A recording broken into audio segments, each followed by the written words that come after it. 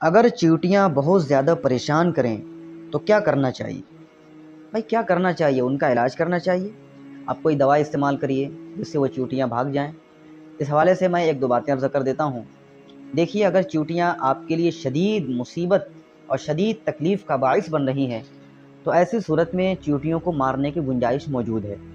اگر آپ اعمال قرآنی دیکھیں، حضرت تھانوی رحمۃ اللہ علیہ کی ایک کتاب ہے اعمال قرآنی کے نام سے. حضرت نے اس میں ایک وظیفہ لکھا ہے کہ اگر چیونٹیاں تنگ کریں تو قرآن کریم کی سورہ نمل کی ایک آیت ہے کہ یا ایھا النمل ادخلوا مساکینکم لا یحطمنکم سلیمان وجنودہ وہم لا یشعرون. اس آیت کو ایک کاغذ کے ٹکڑے پر لکھ کر کے چیونٹیوں کی جہاں بل ہے سوراخ کے پاس رکھ دیا جائے. دھیرے دھیرے ساری چیونٹیاں اپنے بل میں چلی جائیں گی.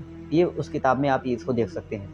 اسی طریقے سے فقہا کی کتابوں میں بھی ایک بات ملتی ہے کہ اگر کبھی چیونٹیوں کو مارنا ہو تو ان کو آگ میں نہ جلایا جائے.